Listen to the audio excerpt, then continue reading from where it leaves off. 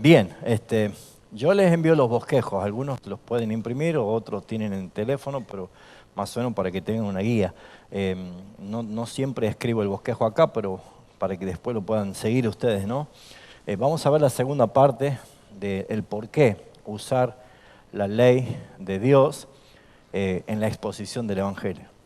Hemos aprendido la clase pasada de que a veces nosotros buscamos estrategias de cómo transmitir el mensaje, pero cuando no le evidenciamos al pecador su problema que tiene, su gran problema que tiene, que es ofensa hacia el pecado delante de Dios, y que está en serio peligro su vida, que está ya bajo condenación, no lo va a escuchar y no lo va a entender. Entonces, la Biblia es un modelo en el cual nos da a nosotros un modelo para seguir, para aplicarlo, ¿no?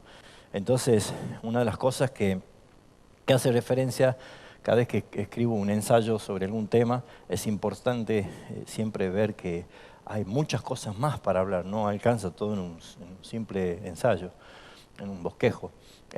Pero creo que es importante saber que hay cosas que más que nada se muestran como modelos para que nosotros usemos ese modelo como sería las vías de un tren.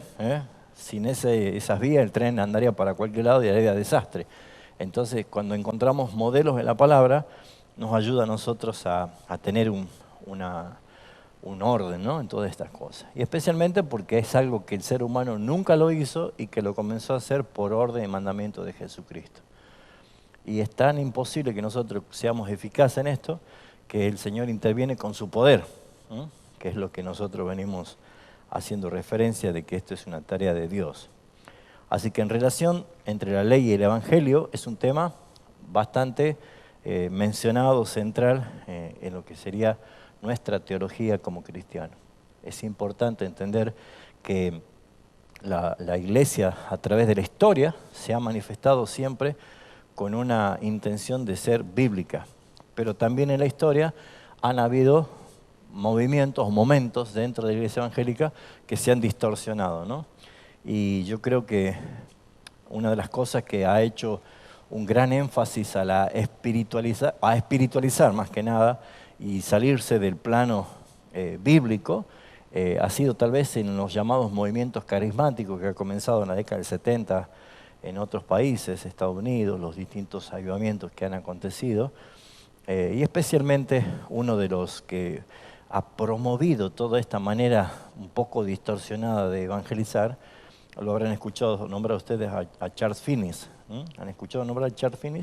Es el que le llaman el padre de los avivamientos, ¿no? Porque Charles Finney es uno de los que, digamos, prácticamente motivó o estableció como una manera de impactar emocionalmente a la gente, al oyente. El pasar al frente, el tener una decisión, el mover mucho el ambiente de emociones, ¿no?, para crear el ambiente de presencia, ¿cómo está? Entonces, una de las cosas que ha sucedido con Charles Finney es que los estadios se llenaban, explotaban de gente. Pero el evangelio bíblico, que parecía ser que era aburrido, que nadie lo seguía, es como que ha sido desplazado. Eso se llama un poco el utilitarismo, ¿no? Porque me daba buen resultado, lo utilizaba, ¿no? Y la iglesia, con el correr de las décadas, ya en la parte del modernismo, la forma de transmitir las cosas, ha empezado a implementar pragmatismo también, que es fusionar lo santo y lo profano, las cosas que no son correctas y las cosas correctas, tratar de hacer algo que salga mejor. Y por eso es que han empezado a haber distintos tipos de expresiones de evangelismo, ¿no? Evangelismo creativo, evangelismo atractivo, evangelismo que no ofende, sino que seduce o que invita a una persona a ver que se estaría perdiendo de algo si no lo tiene, ¿no? Y ese es el peligro en el cual lo que ha hecho es dejar sin el poder al evangelio. No porque el evangelio haya perdido el poder, sino que cuando alguien predica el evangelio distorsionado, ya no con el sentido bíblico que es justamente usar la ley, la gente no se asusta, no tiene problema, no tiene culpa, no siente la carga y la necesidad de un Salvador, porque se ofrece más bien un complemento, una ayuda, ¿eh? O como que te hace falta algo más para ser feliz y nada más, ¿no? Entonces, en la historia de la iglesia han habido muchos debates a través de distintas reuniones, concilios y cuantas cosas más, acerca de que si se usa o no se usa la ley de Dios, si es necesaria o no es necesaria. Y muchos de estos debates estaban tal vez de una forma peligrosa, tomando decisiones de descartar la ley porque dice nosotros vivimos bajo la gracia, no bajo la ley, ¿no? Han escuchado eso también, seguramente muchos dicen nosotros estamos bajo la gracia y no necesitamos la ley. Y en realidad la ley no es otra cosa más que la expresión del carácter moral de Dios.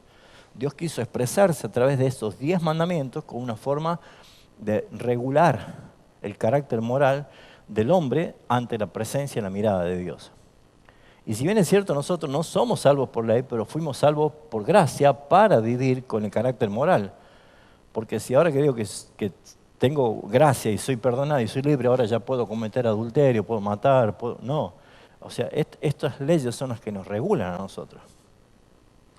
Entonces, en este ensayo yo quiero explorar y transmitir con bases bíblicas el uso de la predicación de la ley en la predicación del Evangelio. Para poder dar claramente la utilidad que tiene y el efecto que produce, lo que realmente causa. Y una de las cosas es que hay bases bíblicas para hacerlo esto. La Escritura proporciona una base sólida del uso de la ley en la predicación del Evangelio. Por ejemplo, Romanos 3:20 dice que por medio de la ley es el conocimiento del pecado. Uno no puede conocer el pecado si no expone la ley. Un poquito la ilustración del espejo, ¿no? Cuando uno se mira en el espejo lo que hace es devolver un juicio que está transmitiendo de la imagen que refleja. Entonces, si el corazón se mira en el espejo ante la luz de la palabra del Señor, naturalmente va a sentir que no está en condiciones. Entonces, por medio de la ley, el conocimiento del pecado, una persona puede llegar y alcanzar, decir, no estoy bien, no estoy en condiciones, estoy pasando una situación que no debería dejarla pasar. Así que aquí la ley actúa como un espejo que revela la naturaleza pecaminosa del ser humano. La ley no solo señala lo que es correcto o incorrecto, sino también revela la necesidad de una redención. ¿Por qué necesito yo un redentor? ¿Por qué? Porque ya cuando veamos a la parte práctica y empecemos a hablar, las preguntas que nosotros vamos a hacerle a un inconverso es justamente si le preocupa el estado que está. Porque una de las cosas que hace la ley como un espejo es mostrar la condición natural y caída del hombre. Al entender que está bajo la ira de Dios y condenado, la pregunta es si te aflige, te preocupa tu estado. Y obviamente va a decir sí, y lo que yo necesito es justamente tener un Salvador, ¿no? Un Salvador. Entonces es necesaria la utilización de la ley para crear la necesidad de una redención, de un redentor. Y esta función de la ley es crucial en el proceso de la evangelización, ya que sin la convicción de pecado, el mensaje del Evangelio puede ser totalmente trivializado, o sea, no tenido en cuenta. Por eso es que necesitamos nosotros entender que por algo Dios llamó a Moisés y le transmitió las leyes escritas en piedra para que sea como lo que rige el parámetro, el carácter moral que Dios demanda de los seres humanos. O sea, ellos no le conocían, no sabían quién era Jehová Dios, no sabían quién es su Dios. Moisés tampoco lo sabía. ¿Se acuerdan que dijo, quién le digo, quién eres tú? ¿Cómo es tu nombre? Cuando lo estaba llamando. Entonces lo que Dios hace a través de esta charla de un buen tiempo, de varios días allí en el monte, era revelarle cómo Dios quería que su pueblo se relacione con Él. Y no solamente había 10 leyes morales que nosotros tenemos acá, sino que había leyes humanitarias, sanitarias, dietarias, religiosas, había muchas leyes en la cual era un parámetro de mostrar justamente cómo Dios quería que el hombre se revele, ¿no? Pueden pasar para acá si quieren, no hay problema, ¿no? Sí, tranquilo. Otro pasaje que encontramos que es importante es Gálatas 3:24, que afirma justamente lo que hemos leído el miércoles pasado, que la ley fue nuestro ayos, ¿sí? Fue el que nos guía, escribí mal allí, para llevarnos a Cristo. Fue para guiarnos a Cristo, para llevarnos, es el mentor, el que nos guía, el que nos muestra cómo debemos relacionarnos con el Señor. No podríamos conocer la verdad hasta que no tengamos un conocimiento de la ley. Así que este versículo claramente nos lleva a entender que sin la ley no podríamos llegar a Cristo, nos conduce a Cristo. Son señales, ¿sí? Es cuando uno va a la ruta y uno se siente perdido si no están los carteles indicadores de cuántos kilómetros falta, si vamos bien, o si hay una curva, dónde está la curva. Eso es lo que hace la ley, es mostrarnos como una señal de lo que nosotros necesitamos para llegar a Cristo. Si no, es imposible. Y tampoco nadie buscaría si no comienza sintiendo la culpa de su pecado para que sea resuelto ese problema. Entonces, la ley sirve como un medio de gracia, guiando a los pecadores hacia la comprensión del Evangelio de Jesucristo. Entonces, ¿cuál es el énfasis de usar la ley, de esta aplicación de la ley? Y el énfasis de la aplicación de la ley en la predicación del Evangelio no debe ser algo punitivo, sino más bien algo que muestre redención. Pablo decía, yo no conocía el pecado de la codicia hasta que la ley dijo no codiciarás. Entonces lo que ha creado en él es la necesidad justamente de identificar su pecado delante del Señor y buscar sujetarse a la ley de Dios, ¿no? Entonces, esta intención claramente de mostrarnos a nosotros lo que es, yo estoy en problema, yo necesito un redentor por causa de mi pecado, la intención debe ser conducir a la persona a la gracia de Cristo. O sea, la ley culpa y la gracia redime. La ley te muestra culpable y la gracia redime. Es como el ejemplo que he dado hace un tiempo de un joyero que para mostrar un diamante pone un tapete negro para que resalte más todavía. Entonces, para que la gracia sea vista como algo maravilloso, primero hay que tender el tapete de la oscuridad del pecado, en el sentido de que el hombre entienda su suciedad, ¿no? Entonces, si esta es la intención, la ley, ¿qué es lo que hace? Revela el perfecto estándar de la justicia de Dios. Dios es incorruptible, Dios es santo y Dios revela claramente cuál es el estándar, qué es lo que exige, qué es lo que demanda la ley. La ley no puede ser puesta para no cumplirla. Y el que no la cumple se hace culpable del incumplimiento de esa ley. Entonces, desde el vamos ya nosotros tenemos 10 maneras de pecar. ¿Por qué? Porque nosotros tenemos una tendencia que huye de Dios, que aborrece a Dios, que no se sujeta a la ley de Dios, ni tampoco puede, dice la palabra. No puede. Entonces todo esto está conduciendo a que el pecador se dé cuenta de que está en serio problema. Y esto es lo que nosotros tenemos que ver, que el enfoque claramente que está dando esta utilización de la ley es revelar el justo carácter de Dios, la justicia que está de Dios, pero destacar también la profunda gracia que se encuentra en Jesucristo. Por eso es que cuando nosotros estamos enseñando la doctrina de la elección o la predestinación, el primer sensación, el primer síntoma que tiene un cristiano que a lo mejor todavía no conoce la doctrina o no se encontró con la soberanía de Dios, principalmente es que Dios es injusto. ¿Cómo es que va a escoger a uno y a otros lo va a dejar que vaya al infierno? Y lo que nosotros tenemos que ver es que Dios en ningún aspecto quiere justificar o mostrar justamente justicia, sino mostrar misericordia allí. La justicia va a ser en aquellos que no se arrepienten, pero la misericordia es para aquellos que han recibido, acá tiene lugar, que han recibido la gracia para ser salvos de nuestro Señor Jesucristo. Por tanto, los predicadores deben ser cuidadosos en cuanto al mensaje que están dando. ¿Cómo estás, hermano? En cuanto al mensaje que están dando, que están transmitiendo. ¿Por qué? Porque no simplemente se trata de acusar y condenar por la condición natural, sino que es mostrar justamente la gracia, la redención, la obra que hay de misericordia de parte del Señor en el Evangelio.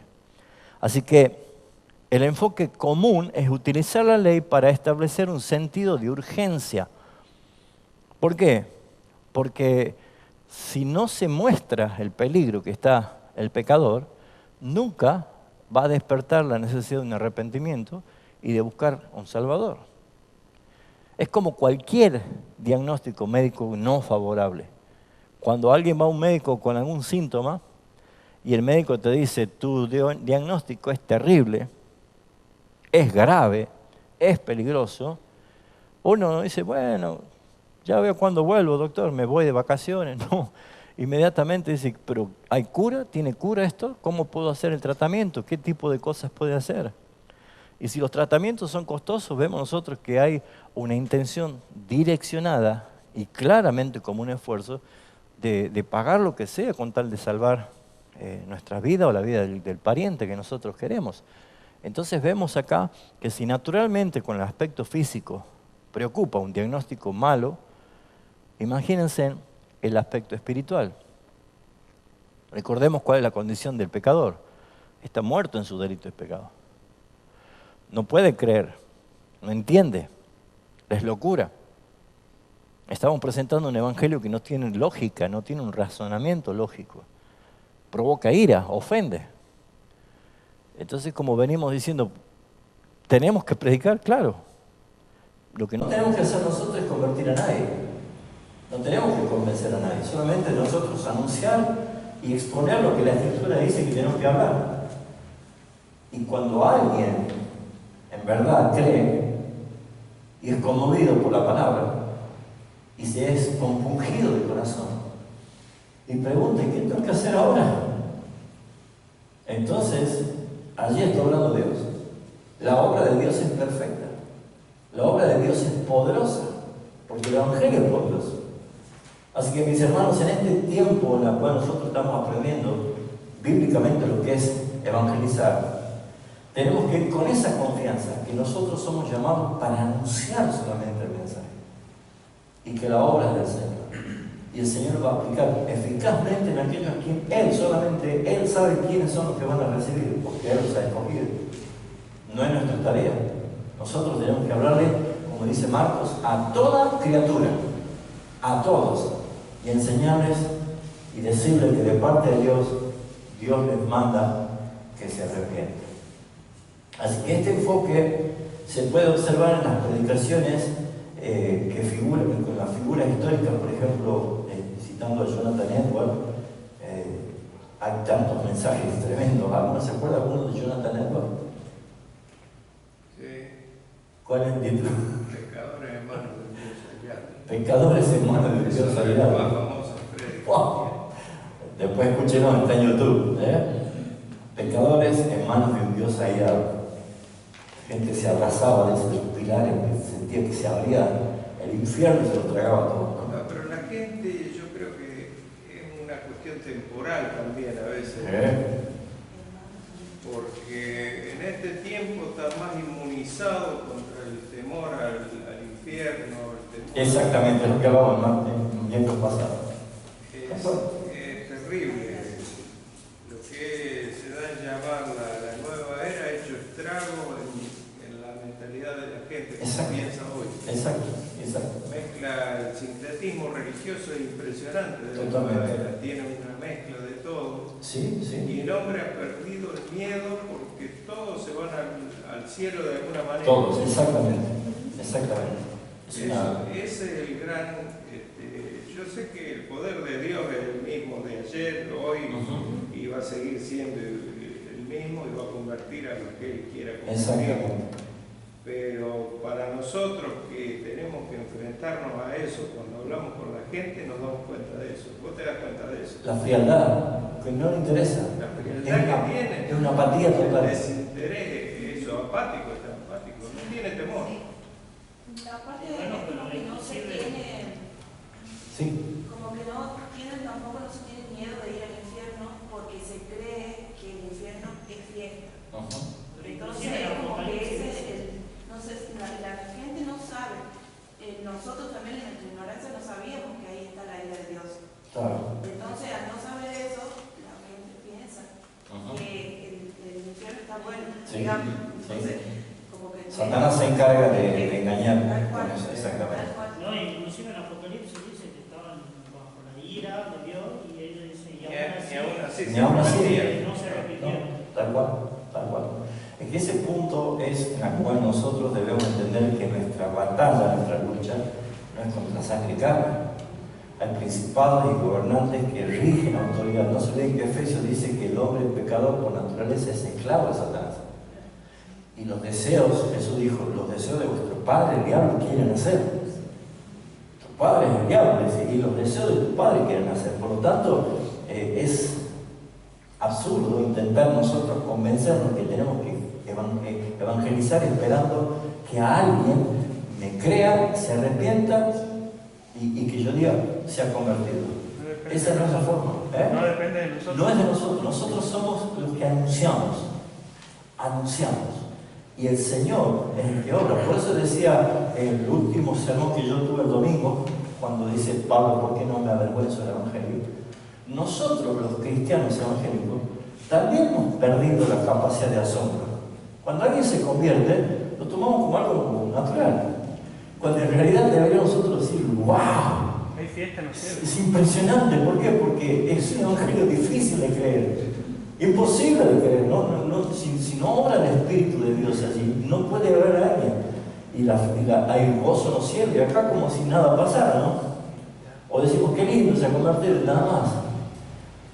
Pero también la motivación con que hacemos las cosas es lo que desnuda que hay en el corazón. Porque si yo únicamente quiero llenar la iglesia de gente, pues el pragmatismo viene muy bien. Creo que va también como para poniéndole un rostro al que uno quiere convencer. Sí. Sea a cualquier persona que cruza en la calle está todo bien, digamos, si se convierte bien, si no también. Pero si es mi hermano, si es mi madre, si es mi padre, mi esposa, ya es La motivación cambia. otra motivación. Sí. Sí, tal cual. Bueno, por eso es que la predicación moderna, el uso de la ley, debe ser contextualizado. ¿En qué sentido? No la palabra, sino entender que no todas las culturas son iguales. Nosotros tenemos que predicar en otra cultura, en otro país que tiene otra cultura diferente, se llama cosmovisión. Y para eso tengo que tener una cosmovisión bíblica para saber cómo llevar el mensaje. Tal vez asociar un poco lo que dice Francisco. Si yo tengo que hablar a alguien que conozco, yo sé cómo me voy a dirigir, pero no va a ser lo mismo a alguien que no conozco, porque es una persona que ocasionalmente estoy por hablarle. Entonces, la falta de comprensión a causa de la gravedad del pecado, porque el pecado enceguece, más el tiempo en el cual estamos viviendo. Jesús dijo, el amor de muchos se enfriará, la maldad irá en aumento. Y como vuelvo a decir, hoy estamos viviendo un bombardeo del uso excesivo de la vida virtual, de la realidad virtual, de las imágenes que tenemos nosotros. ¿Por qué? Porque vuelvo a decir, la gente ha perdido el asombro. Ya no tiene miedo, la gente ya no se impresiona por ver sangre. ¿Por qué? Porque la ve todo el tiempo. Está viendo en imágenes algo que ya no le impresiona. Y se ha encargado Satanás de hacer mucho énfasis en cuanto a esa mentira, de que el infierno es pura fiesta y el cielo es aburrido. Hay una canción famosa de Patricio Rey de Los Redondos Ricote que dice, el infierno es encantador. ¿Lo habrán escuchado? Mostramos justamente lo que es eso, como diciendo, no hay por qué temer. Pero déjeme decirle que los demonios, los espíritus inmundos, Satanás sabe perfectamente que no tiene nada encantado. Entonces, ¿por qué usar la ley? Porque es eficaz. Jesús la usó. Los apóstoles la usaron. La ley no es una cuestión del Antiguo Testamento. Todo el Nuevo Testamento tenemos textos que aplican la ley del Antiguo Testamento y le dan el sentido exacto. Jesús en el Sermón del Monte se encargó de aplicar correctamente. Ustedes habéis oído esto, mas yo digo esto. Lo que está haciendo es aplicar claramente la ley de Dios. Entonces la eficacia de esta aplicación es muy clara. ¿Por qué? Porque edifica y trae eficacia y trae una evaluación correcta, necesaria en la predicación del Evangelio, porque claramente radica en la capacidad de Dios para generar convicción, generar un verdadero y genuino arrepentimiento y para que haya una transformación. Cuando el apóstol escribe Hebreos 4:12 acerca de la palabra de Dios, claramente va a entender cuál es la función. La palabra de Dios es viva y es eficaz y es más cortante que toda espada de dos filos. Penetra hasta lo más profundo, separa el espíritu del alma, discierne los pensamientos y las intenciones del corazón. Y hablando de la palabra, el apóstol dice en el versículo 13 que ante la palabra, que está hablando en ese contexto, lo que produce en el pecador es que nosotros estamos desnudos, totalmente abiertos ante los ojos de quien a quien tenemos que dar cuenta. Entonces, si no usamos la palabra para traer convicción y testimonio al pecador, no va a servir de nada ningún argumento que nosotros queramos usar para convencer. Y como dije, cuando alguien ha perdido la credibilidad, el poder del Evangelio, le agrega cosas. Va a ser rico, va a ser millonario, Dios te va a sanar, Dios te va a hacer feliz. Entonces, cuando la ley es utilizada adecuadamente en la predicación, puede claramente llevar a un sentido profundo de convicción, que es el primer paso hacia la verdadera conversión, convicción de pecado. ¿Quién actúa allí? El Espíritu Santo de Dios. Al entender la gravedad del pecado, los oyentes son más susceptibles al mensaje del Evangelio. Es exactamente el diagnóstico médico. Esto es peor. Tal vez el diagnóstico médico de un cristiano que está desahuciado, hay una cuota de gran paz y esperanza sabiendo que la muerte ha sido absorbida triunfante en Cristo en su resurrección, y la muerte para el cristiano es ganancia, ¿no? Así que nos va a tocar a todos partir en algún momento. Pero lo que sí tenemos que saber es que el que no tiene a Cristo, la muerte es simplemente el paso a su eternidad de condenación. Entonces esas personas no lo saben. Ahora, nosotros podemos decirle, sin saber si es un escogido o no es un escogido, pero le decimos a todos: el que no es un escogido de Dios va a rechazar el mensaje. Y Dios tiene argumentos suficientes en su justicia para decir: tú rechazaste el mensaje.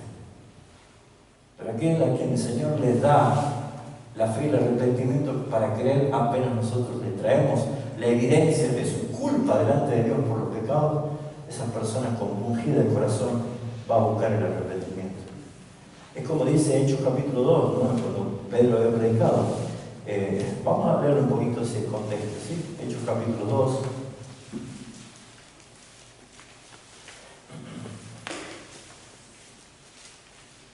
Dice el versículo 37, al oír esto, después que Pedro termina su discurso, se compungieron de corazón y dijeron a Pedro y a los otros apóstoles: varones hermanos, ¿qué haremos?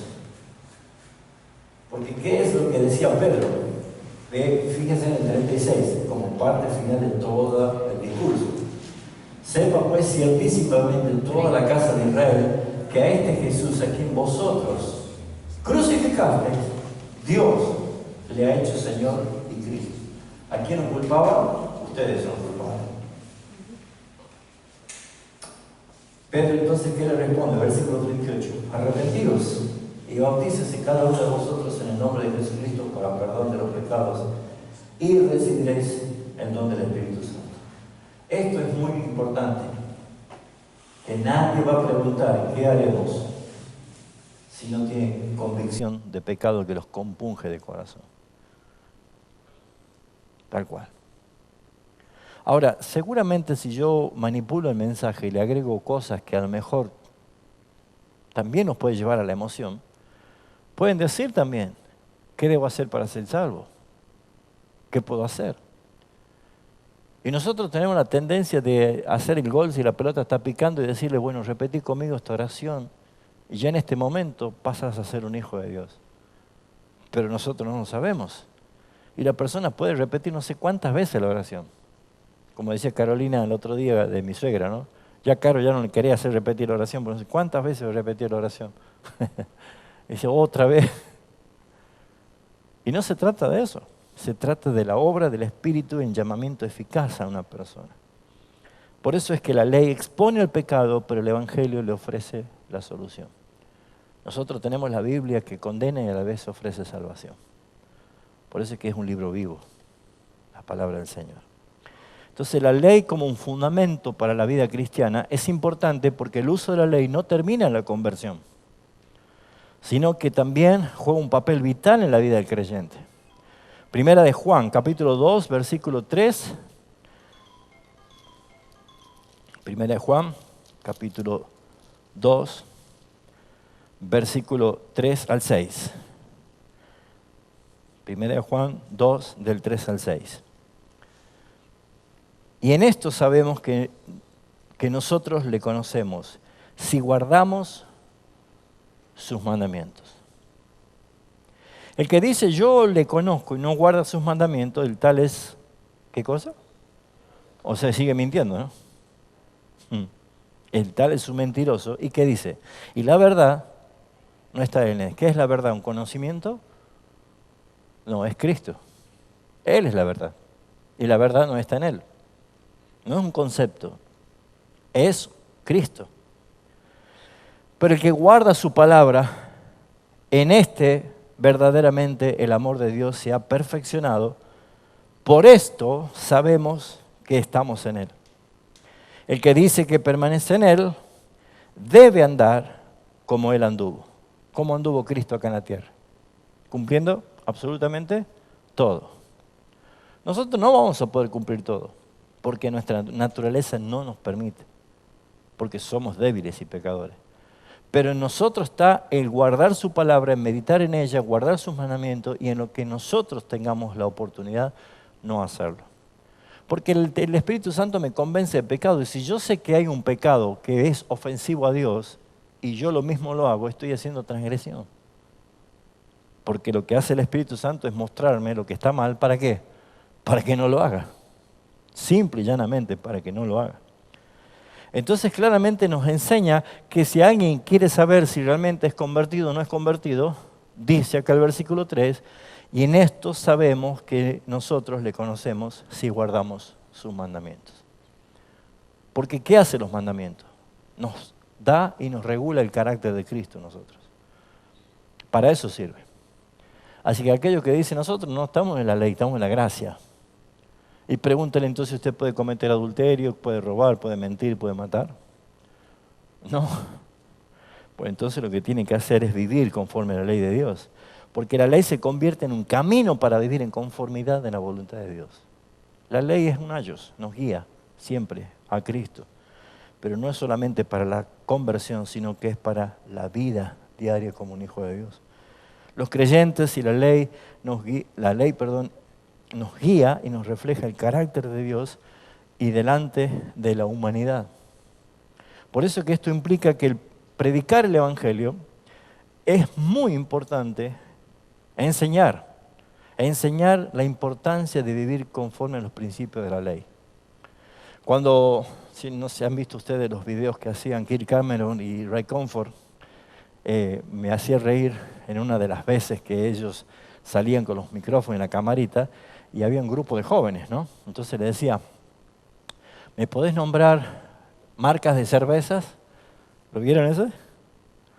Y le nombraban 18, 20 marcas de cerveza, que se acordaban. ¿Me podés decir los 10 mandamientos? Y no pasaban de 2. No se lo sabían. Entonces le decía, ¿cómo? ¿No sabés los mandamientos? Y ahí comenzaban ellos a hablar de lo que significan los mandamientos. Y cuando le decían, los chicos quedaban impactados porque le hacía ver que ellos eran pecadores, que ellos eran mentirosos, que ellos eran ladrones, que ellos habían ofendido a Dios usando su nombre en vano.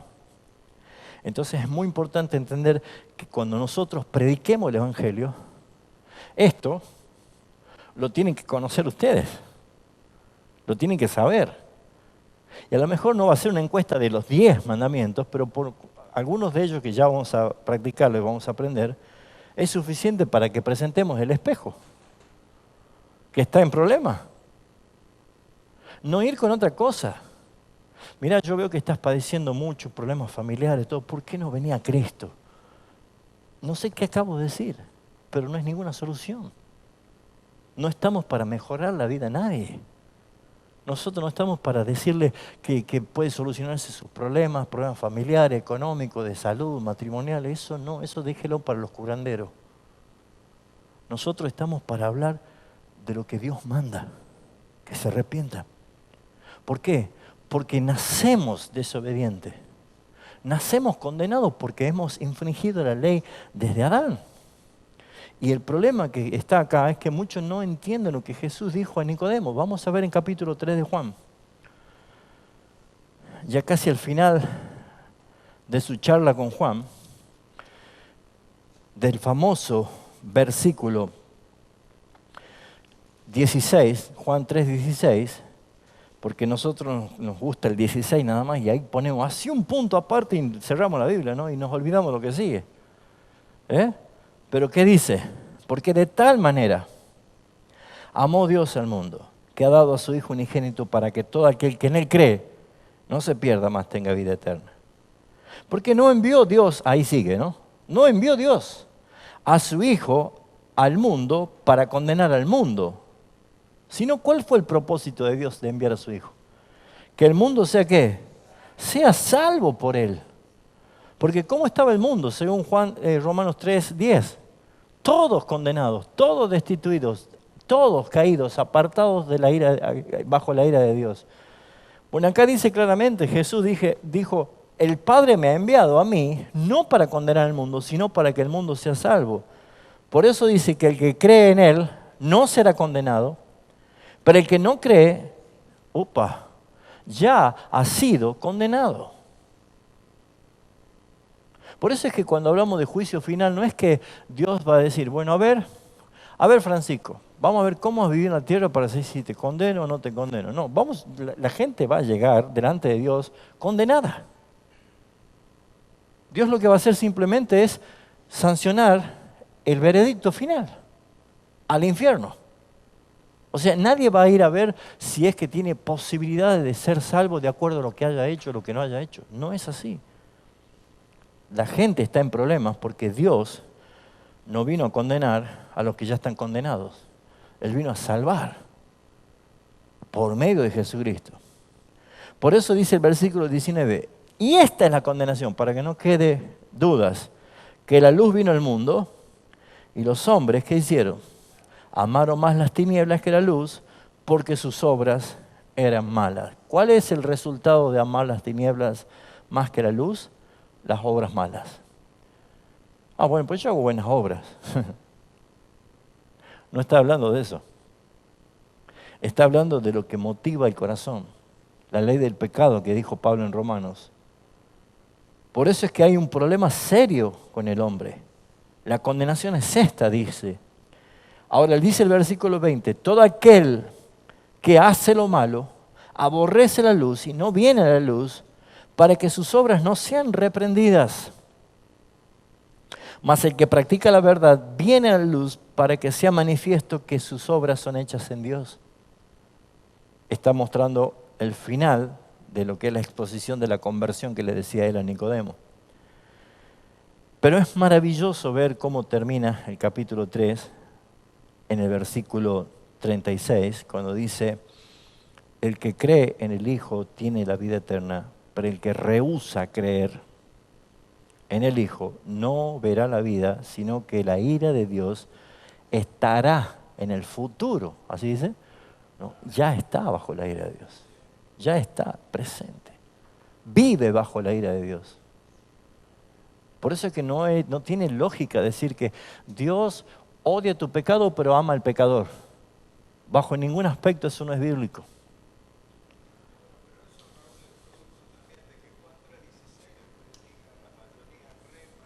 Fuera, exactamente. Fuera de contexto. Sí. Claro, claro. ¿Qué crees? ¿Y quién es todo aquel que cree? Que tampoco es todo. Exactamente. Exactamente.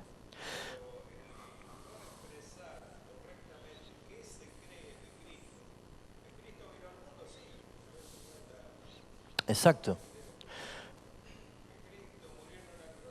Tampoco. Ujú.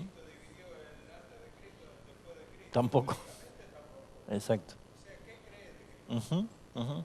En la fe en Cristo, ¿pero de qué?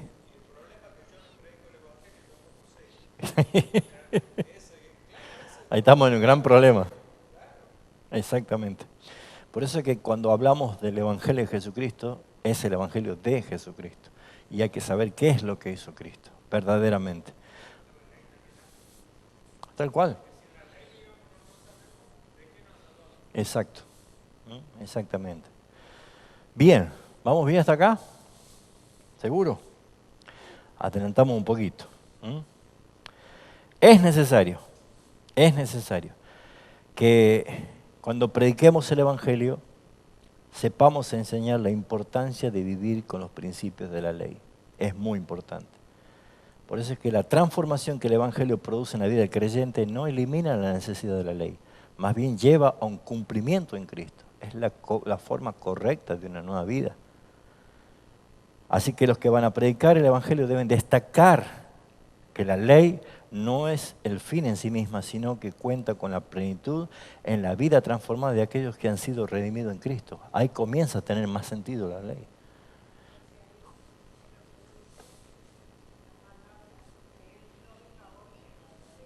Darle verdadero cumplimiento, exactamente, exactamente.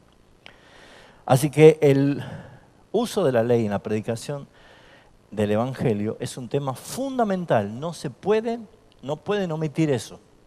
Si usted omite la ley para evangelizar, no está evangelizando.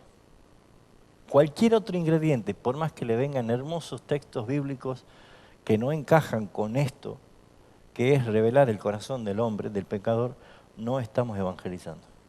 Evangelizar es llevarlo, como decía Jonathan Edwards, hacerlo pasear por el infierno para que sepa la necesidad urgente de gritar por un Salvador. Son tremendas las definiciones, pero es esa la realidad. Yo creo que los que han tenido circunstancias difíciles y han experimentado momentos traumáticos en su vida, tienen suficiente motivo para decirle a otros, hey, no hagan eso, yo ya he vivido y es horrible. Entonces, con más razón, entendiendo lo que es la ley de Dios. Por eso es que en un mundo que a menudo minimiza, como decía Oscar, el tema del pecado, no le interesa, la predicación efectiva debe sí o sí incluir la ley. Si no, no va a reaccionar. No va a reaccionar. Cuando uno habla de la ley, ¿se acuerda que hablamos el miércoles pasado que según Romanos 2:14 dice que la ley está escrita en la mente y en los corazones de todos los seres humanos? ¿Y qué hace la conciencia? ¿Los acusa o los defiende en su razonamiento? Entonces no pueden decir, no, yo eso no voy a hacerlo porque apenas nosotros le hablamos sin necesidad tal vez de ir al aspecto espiritual de la Biblia, sino simplemente decirle, ¿alguna vez has mentido? Y si te dice que sí, entonces ¿cómo se dice a alguien que ha mentido alguna vez? Pues soy mentiroso. Bueno, la ley de Dios dice con la que te va a juzgar que no debes mentir. Ya con un pecado, con una ley, nos hacemos culpables de todos. Por eso es que el uso de los 10 mandamientos para evangelizar es una clara herramienta para llevarlos adelante. Los 10 mandamientos son una poderosa herramienta para evangelizar. Utilizarlos adecuadamente ayuda a los oyentes a reconocer la necesidad de un Salvador y la gracia de Dios. Por eso es que nosotros vemos que hay claramente una manera visible que Dios quiso revelar en esto. Vamos a ir a Éxodo 20. Allí están los 10 mandamientos. ¿Ha visto los 10 mandamientos de la Biblia Jerusalén que usa la iglesia romana? ¿Lo ha leído alguna vez?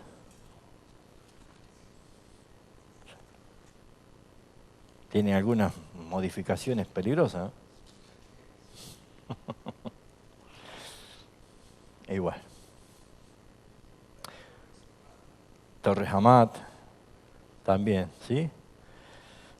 Bueno, dice, habló Dios estas palabras diciendo, yo soy Jehová tu Dios que te sacó de la tierra de Egipto, de la casa de servidumbre. Primero pone el Señor autoridad. Yo te saqué, tú no saliste solo, yo te saqué, ¿sí? Y aquí comienza, el versículo 3 dice, no tendrás dioses ajenos delante de mí. No tendrás imagen ni ninguna semejanza de lo que está arriba en el cielo, ni debajo de la tierra, ni en las aguas debajo de la tierra. No te inclinarás a ellas, ni las honrarás, porque yo soy Jehová tu Dios, fuerte, celoso. ¿Y qué dice allí? Que visito la maldad de los padres sobre los hijos hasta la tercera y cuarta generación de los que me aborrecen. No hay tiempo para hablar de eso, pero en algún momento vamos a explicar esto. ¿Sí? Cuánto afecta una vida en desobediencia incluso a las generaciones venideras.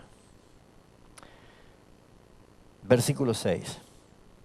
Y hago misericordia a millares, a los que me aman y guardan mis mandamientos. Qué contraste, ¿no? Cómo es Dios con los que le aborrecen y cómo es Dios con los que guardan sus mandamientos. Eso también son herramientas muy útiles para predicar el Evangelio. Muy útiles. Versículo 7. No tomarás el nombre de Jehová tu Dios en vano, porque no dará por inocente Jehová el que tomara su nombre en vano.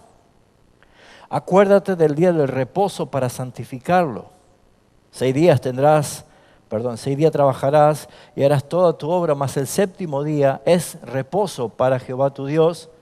No hagas de él obra alguna, tú, ni tu hijo, ni tu hija, ni tu siervo, ni tu criada, ni tu bestia, ni tu extranjero, que está dentro de tus puertas. Porque en 6 días hizo Jehová los cielos y la tierra, el mar y todas las cosas que en ellos hay, y reposó en el séptimo día. Por tanto, Jehová dijo, el día de reposo, y lo santificó. ¿Sabe qué es la palabra santo, no se acuerdan? Apartado. Apartó un día para el Señor.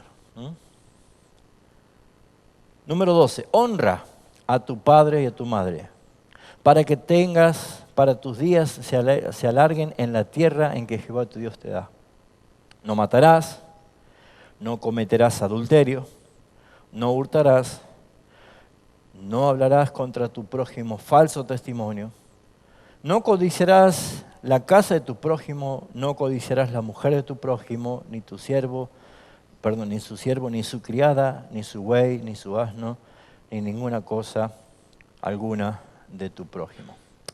Estos 10 mandamientos que tenemos acá, por una cuestión de tiempo, no vamos a poder cruzarlo con el Nuevo Testamento, pero sí en el otro miércoles vamos a ver los 10 mandamientos de Éxodo y vamos a ver cómo el Nuevo Testamento los aplica, para simplemente aclarar de que siguen vigentes, ¿sí? Y poder entender que es el carácter moral que Dios demanda a todos. Por eso es que Él va a juzgar con la ley, con la palabra, con los mandamientos. Así que el uso de los mandamientos para generar convicción es muy importante. ¿Por qué? Porque después de presentar los mandamientos, utiliza el enfoque de examen personal. O sea, hay que llevar a la persona que se evalúe, ¿sí? Ya cuando veamos la parte práctica lo vamos a entender más. Y la idea es tratar de ver cómo practicamos esto, ¿no? Ahora, ¿qué es como estrategia? Hacer preguntas. Preguntas a la persona si ha cumplido los mandamientos. ¿Sí? Conocer los 10 mandamientos, la primera pregunta. A lo mejor dice, no, o qué sé yo, no matarás, te puede decir. La primera que es, yo no mato. ¿Ah? Pero cuando veamos qué dice Jesús en cuanto al homicidio,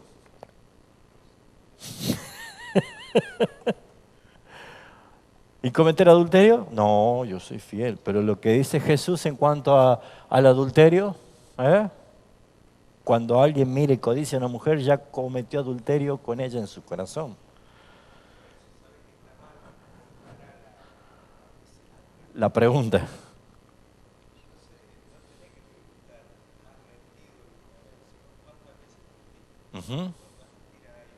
Uf. Que lo expones más todavía. ¿Estás mintiendo?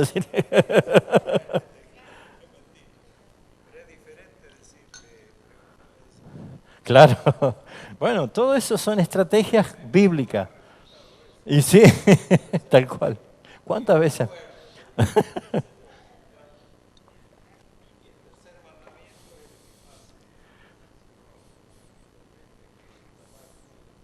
Nombre. Exactamente. En chistes, en jurar. Te juro por Dios, que dice la gente, es muy común. Es muy común. Tal cual, tal cual. Y que juran así. Sí, y bueno. Es muy importante ver por qué esto no ha cambiado y es lo que rige. Es más, cuando lleguemos a esa parte, vamos a ver el desenlace de esto. ¿Te preocupa saber que Dios te va a juzgar con los mandamientos? Y si ya estás diciendo que reconozco que soy esto, esto y esto, ¿cuál es la solución? Porque así como estás, no tenés que esperar si vas a ser condenado o no. Ya estás condenado. Es lo que va a provocar. Entonces, el tema de las preguntas, que es muy clave hacerla, en el sentido de poder mostrar que hay un serio problema por no cumplirlo. Entonces, lo que nosotros tenemos que ver primero es que debe haber refuerzo de la gravedad del pecado en el sentido de que mostremos lo peligroso y lo grave que es. Oscar resaltaba algo que lo vemos permanentemente. La gente no le interesa. Es más, vos le decís que es pecador y que se puede ir al infierno y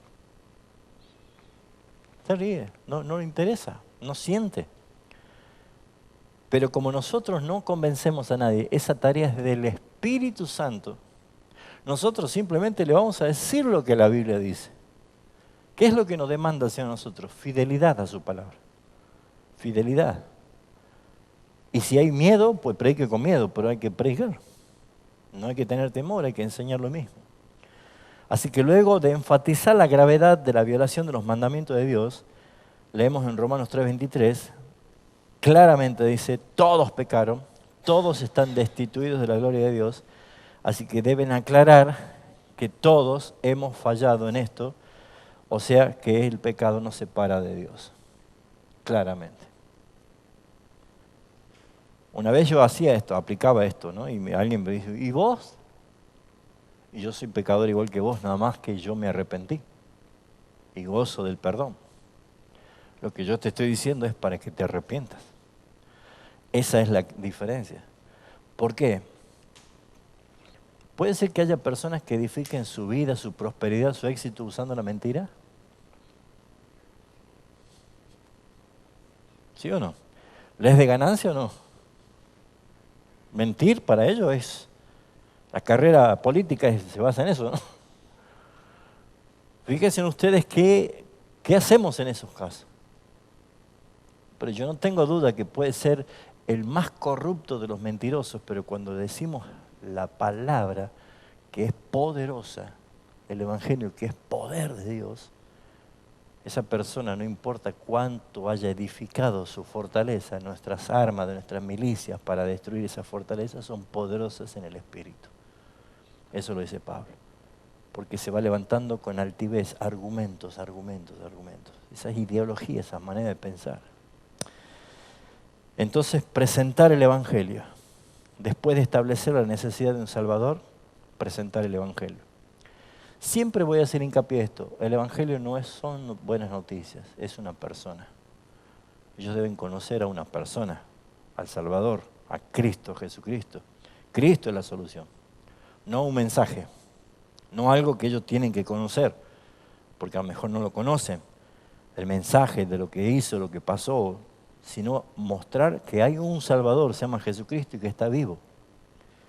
Así que explicar que aunque todos hemos pecado, Cristo vino a morir por nuestros pecados.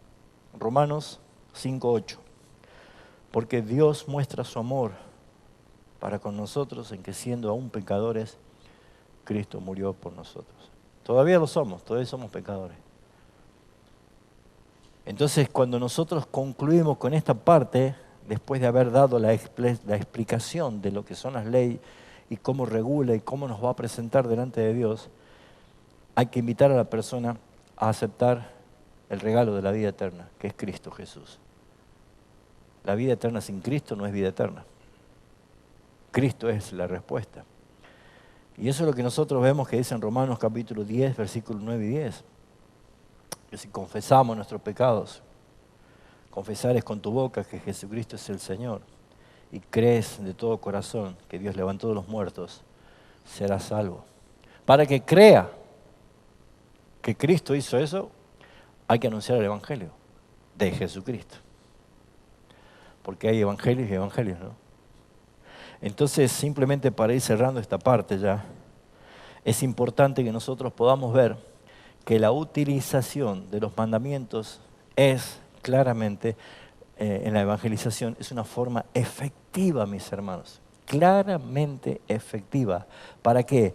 Para poder mostrar que Dios es justo, pero también es misericordioso para los que se arrepienten.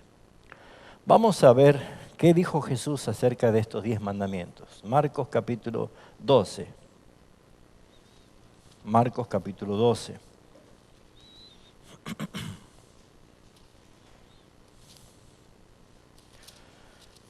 Versículo 28. Acercándose uno de los escribas que le había oído disputar y sabía que les había respondido bien, les preguntó, ¿cuál es el primer mandamiento de todos? ¿Qué le respondió Jesús? Versículo 29.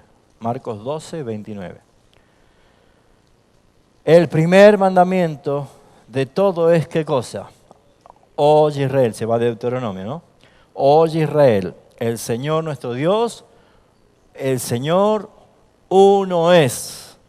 Y amarás al Señor tu Dios con todo tu corazón, con toda tu alma, con toda tu mente y con todas tus fuerzas. Este es el principal mandamiento. O sea, ¿qué está diciendo el Señor? Que estos 4 primeros que están acá es con respecto a Dios. A Dios. Después dice, y el segundo es semejante. Amarás a tu prójimo como a ti mismo. No hay otro mandamiento mayor que este. ¿Qué muestra acá Jesús? Que estos 6 restantes es a los hombres. O sea, a toda persona.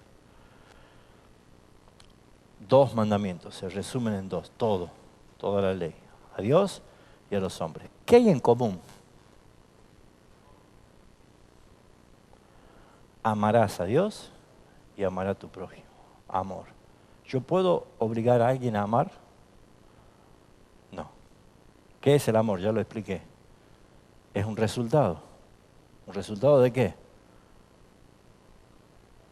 ¿Qué decía Jesús en Mateo 6, 21? Donde esté tu tesoro, allí estará tu corazón. Mi corazón ha sido creado para evaluar lo que es mejor y amar. Se entrega. Cuando mi corazón dice, yo amo esto, es porque ha evaluado que es valioso, que es bueno, que es lo mejor que me puede pasar. Entonces yo amo. Pero yo puedo decir, conozco los 10 mandamientos, pero no los hago. Pero sin embargo, fíjense en un poquito, unas cuantas hojitas más para atrás en Marcos. Vamos al capítulo 10, versículo 17. ¿Qué dice allí? El joven rico. ¿A quién amaba el joven rico? ¿Amaba su riqueza o a quién? ¿O se amaba a sí mismo por lo que le daba su riqueza? Fíjese lo que dice. Al salir él para seguir su camino, vino uno ¿cómo? Corriendo e hincado de rodillas delante de él. Qué acto tremendo, conmovedor, ¿no? ¿Quién no vendría corriendo así a postrarse delante del Señor? Este sí que es salvo, diría, ¿no? Y le dice, maestro bueno, ¿qué haré para heredar la vida eterna? ¿Cuál fue el error? Haré. ¿Qué tengo que hacer? Jesucristo le dijo, ¿por qué me llamas bueno? Ninguno hay bueno, solo uno, Dios. ¿Qué creen que le está diciendo Jesús a él? Cuando le dice, ninguno es bueno, ni siquiera vos. Ninguno. Solo Dios. ¿Y qué dice Jesús? Los mandamientos sabes. ¿Cómo sabía Jesús que él sabía los mandamientos, no? Ya sabes los mandamientos. No adulterarás, no matarás, no hurtes, no digas falso testimonio, no defraudes, honra a tu padre y a tu madre. ¿Y qué le respondió este joven? Maestro, todo, todo lo he guardado desde mi juventud. Entonces Jesús mirándole, wow, qué mirada, le amó y le dijo, una cosa te falta. ¿A dónde le dio, no? Directo. Una cosa te falta. Vende todo lo que tienes y dalo a los pobres y tendrás tesoro en el cielo y ven y sígueme tomando tu cruz. Acá no hay evangelio de prosperidad, ¿no es cierto? Todo lo contrario. Pero él, afligido por esta palabra, se fue triste porque tenía muchas posesiones. ¿A quién amaba el joven rico? ¿A las posesiones o se amaba a sí mismo? Él se amaba a sí mismo. ¿Cuál es la motivación? Entonces ahí está un punto clave que hace la ley. La ley lo que hace es lo que Jesús dijo, no hay justo ni siquiera uno. No hay ninguno. Entonces Jesús, mirando alrededor, les dijo a sus discípulos, cuán difícilmente entrarán al reino de Dios los que tienen riquezas. Los discípulos entendieron cualquier cosa, entonces son los que tienen plata, ¿no? Y no hace referencia a eso. Ahora bien, si nosotros vemos acerca de esto, los invito ahora a que vayamos al Evangelio de Juan. ¿Cuál era lo que tenía en común esto? El amor. Juan capítulo 15, versículo, ahí está hablando Jesús de la vid verdadera, ¿no es cierto? Ahora, dice Jesús, versículo 9, como el Padre me ha amado, así también yo os he amado, permaneced en mi amor. ¿Qué significa, según Jesús, permanecer en su amor? Él me ha amado, el Padre me ha amado. ¿Qué significa permanecer en mi amor? Jesús da la respuesta en el versículo 10. Si guardareis mis mandamientos, permaneceréis en mi amor. Pregunta, ecuación, regla de tres simple, sería, ¿no? ¿Qué es lo que a mí me hace permanecer en su amor? Guardar sus mandamientos, vivir según sus mandamientos. Si yo no vivo según sus mandamientos, no permanezco en su amor. No porque Él no me ame, sino que yo he dejado de amarle a Él. He amado más las riquezas, he amado más la vida, he amado más el afán, la ansiedad, las cosas materiales, las cosas creadas, no a Él. Amador de sí mismo, tal cual. Por eso es que dice, si guardareis mis mandamientos, permaneceréis en mi amor, así como yo he guardado los mandamientos de mi Padre y permanezco en su amor. Estas cosas os he hablado para que mi gozo esté en vosotros y vuestro gozo esté cumplido. Este es mi mandamiento, que os améis los unos a los otros como yo os he amado. Siempre que la ley es exhibida, es pronunciada, es anunciada, es utilizada para evangelizar o es vivida para ponerla en práctica, no tiene ningún sentido si no hay amor. Ningún sentido. Solamente va a ser reglas. Pero cuando yo entiendo que Jesús dijo, con respecto al Padre, amarás al Señor tu Dios con todo tu corazón, su mente, tu fuerza, todo.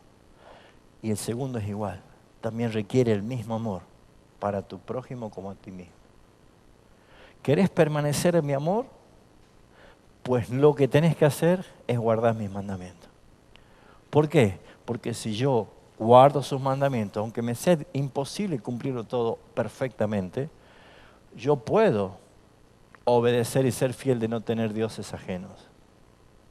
Yo puedo ser fiel de no postrarme y adorar imágenes o hacerme una imagen de Dios, que también es idolatría. Yo me imagino el Dios que quiero y no el Dios de la Biblia. Yo puedo también evitar tomar el nombre de Dios en vano. Es muy importante esto. Yo puedo, porque el Espíritu Santo me da ese poder para hacerlo. Yo puedo acordarme de separar el día para el Señor. En el contexto judío es el sábado, y en el contexto de la iglesia nuevo testamentaria es el día de la resurrección, el primer día de la semana.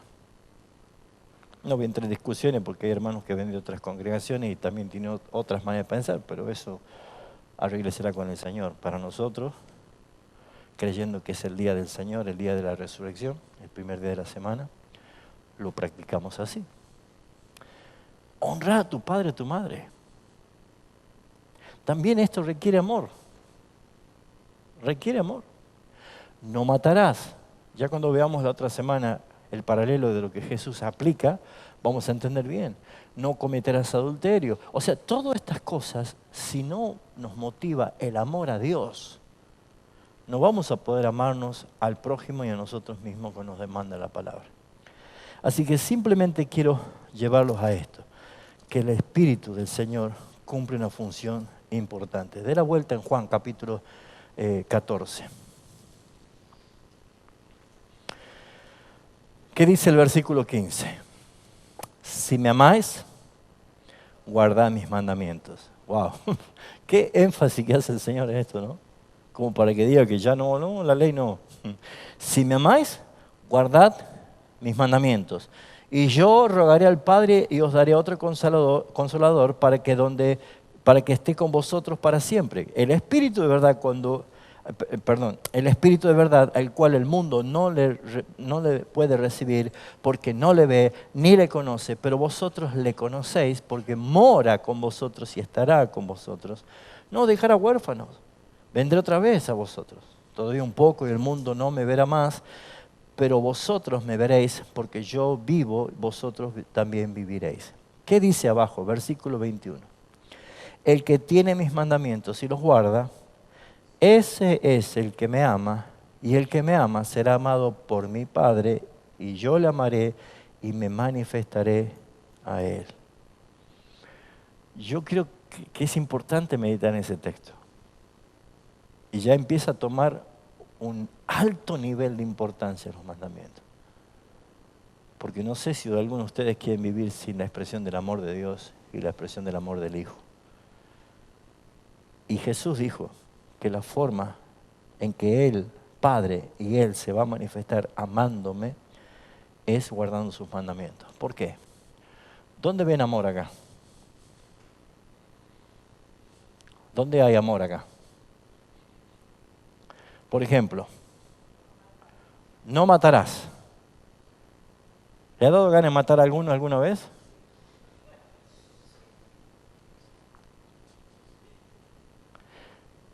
Pero si lo hago, satisface mi carne como un impulso, pero soy aborrecido por el Padre.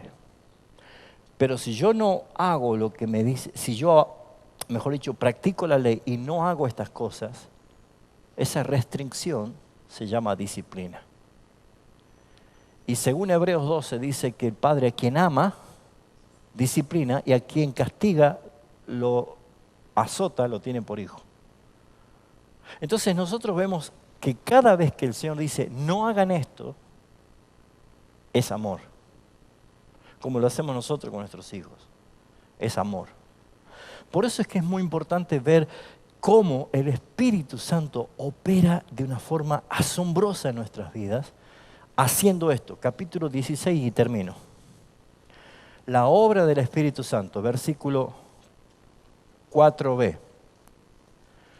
Bueno, usted dice, ¿dónde está la B? La mitad del versículo 4. Ahí aparece el B. No os lo dije al principio porque yo estaba con vosotros, pero ahora voy al que me envió y ninguno de vosotros me pregunta, ¿a dónde vas? Antes porque os he dicho estas cosas, tristeza ha llenado vuestro corazón. Pero, ¿qué dice el Señor? Les digo la verdad. Les conviene que yo me vaya. Les conviene que yo me vaya. ¿Por qué? Porque si no me fuere, el Consolador, que está hablando del Espíritu Santo, no vendría a vosotros, y si me fuere, os lo enviaré. Y cuando Él venga, ¿qué dice? Convencerá al mundo de pecado, de justicia y de juicio, de pecado por cuanto en mí no creen en mí, de justicia por cuanto voy al Padre y no me veréis más, y de juicio porque voy, al juicio por cuanto el príncipe de este mundo ha sido juzgado. Estoy trabado hoy. Versículo 12. Aún tengo muchas cosas para deciros, pero ahora no las podéis sobrellevar. Pero cuando venga el Espíritu de verdad, ahí está la clave. Él os guiará toda verdad, porque no hablará de su propia cuenta, sino que hablará de todo lo que oyere y os hará saber las cosas que harán de venir. Él me glorificará, porque tomará de lo mío y os lo hará saber. Todo lo que tiene el Padre es mío, por eso dije que Él tomará de lo mío y lo hará saber. Qué maravillosa la obra del Señor. Por eso que nosotros no podemos dejar de lado la forma bíblica, eficaz de presentar el Evangelio.